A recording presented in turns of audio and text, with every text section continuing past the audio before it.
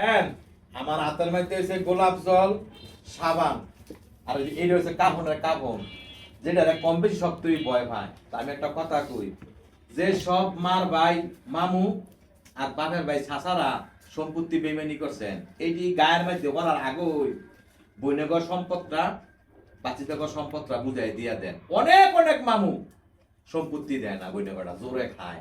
অনেক অনেক বাপের ভাই ছাসারা নেতা মোস্তান কইলে কয় সম্পত্তি ভাইতি না, কারা লইয়া বিঘা লইয়া একা। তো আমার কথা হইলো কোনটা, এত জোর দেয় এত লাভ নাই। এই মরার সময় এডি লাগে, আর আপনারা গোসল করানোর পরে এই যে এডি লাগবো।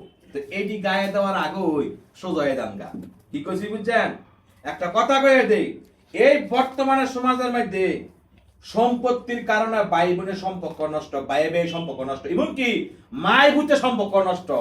ভূতে বাবের খুন করে লায় সম্পত্তির লেগে। তো মরার সময় এই সাদা কাপড়টা আর এদিকে দূরে এটা লাগে তেল পানি, আর সব পিয়া দাম লাগে ইয়ার বড় মাইনছের খাই খাই খাই খাই।